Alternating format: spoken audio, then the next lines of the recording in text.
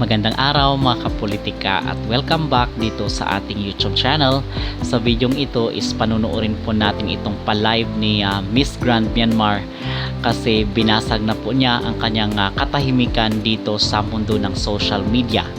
Pero bago ang lahat ay huwag kalimutang mag-like at mag-subscribe na rin kayo para updated kayo sa ating mga latest issue.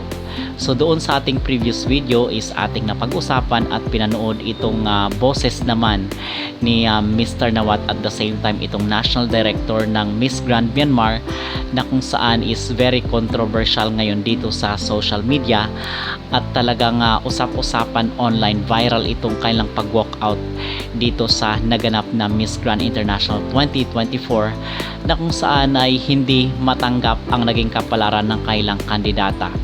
So dito mga kapolitika is nagsalita na rin po kanina itong kandidata mismo on her side nitong si Miss Grand Myanmar. So in the first place, itong unang nangyari dito is umiyak siya. Okay, dito sa stage nung nakita niya daw, base sa kanyang sinabi is nung nakita niya itong kanyang mga kababayan na kung saan is may hawak-hawak na flag at umiyak sila ay nadala daw sa emosyon itong si Miss Grand Myanmar. Pero ang masasabi ko dito mga kapolitika ay dapat na hindi siya nagpa-apekto dito sa nakikita niya sa kanyang mga kababayan sapagkat siya ay tinitingala and everyone is looking up to her. So dapat is magpakita siya na siya ay matatag at dapat in-inspire niya yung kanyang mga kababayan na kahit ganun pa man ang kanyang placement dito sa Miss Grand International 2024 ay happy at chill lang ang kanyang naging reaksyon. So mali po na nadala itong si Miss Myanmar dito sa emosyon ng kanyang mga kababayan kasi ang sabi niya doon ay nung nakita niya daw na umiiyak yung kanyang mga kababayan ay nag-blackout daw itong si Miss Myanmar. So on top of this is meron din siyang brinot up na issue na ang sabi niya is okay naman daw ang kanyang mga relasyon dito sa kanyang kapwa mga kandidata. All of those just because of me, not only for me, all of my country, all of the people from my country, they all hope for this crown and they all fighting together. It's like in this competition, the representative of Myanmar is only me, but everyone is fighting for Myanmar for that night. And for the national costume, we are both, the whole country put effort on that, and we both together rank one because we put a lot of effort in this national costume this year. And my performance, I did my best. So we just hope for the national costume. And another one is Country Power of the Year. You guys can see in Facebook, on Facebook, Instagram, in every account who won. We can see it clearly. I'm not attacking on another competitor. I'm just saying for my people. My people put effort on every. What's the result of that? I just want to ask that first. And the second reason I cry is in that hall, a lot of Myanmar flags over there. I can see from the stage, a lot of people are crying. A lot of my people are crying. My Burmese people are crying. How am I feeling? How can I stay happy with that crown? So I started crying because I feel sorry for them. I feel sad for them, not because of I don't get the winner crown. I'm not fighting for the winner crown. I'm fighting for my country. I just competing just because of I want to show what Burmese people can do, not like I want the winner crown and walk and like that.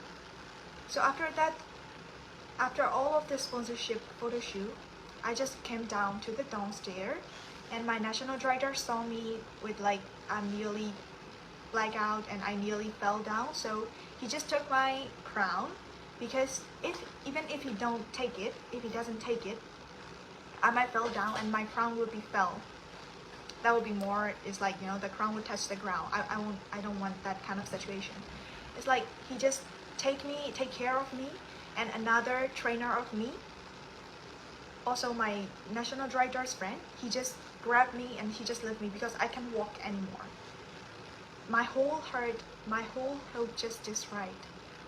Not only me, there are a lot of my fans from Myanmar who age are just like me or younger than me.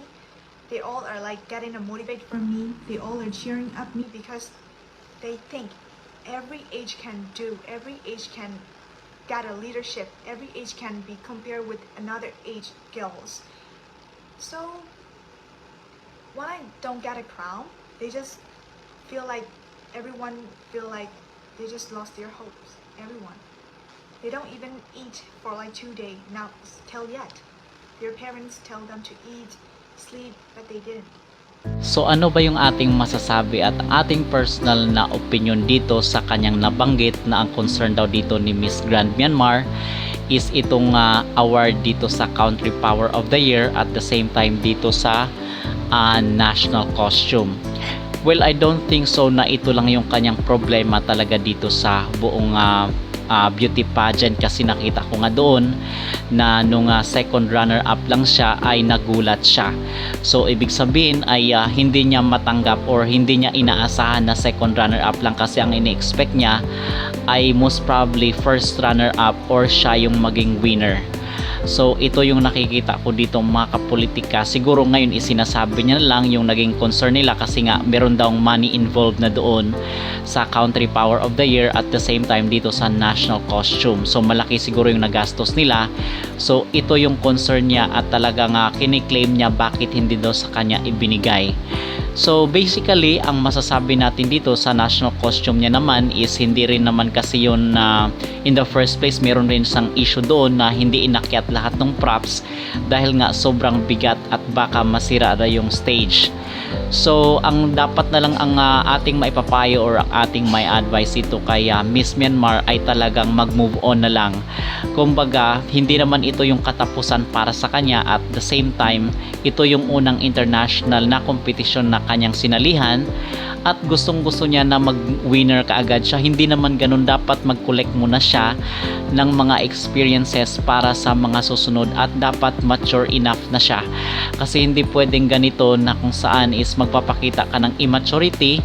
So magdadalawang isip sa'yo ang organization na gamitin ka for as brand ambassador ng kanilang business. So far ito po yung ating update dito pa rin sa sigalot at conflict ng Miss Grand Myanmar dito sa Miss Grand International, kasi until ngayon is talagang pinagpipiyastahan at pinag-uusapan pa rin po ito online.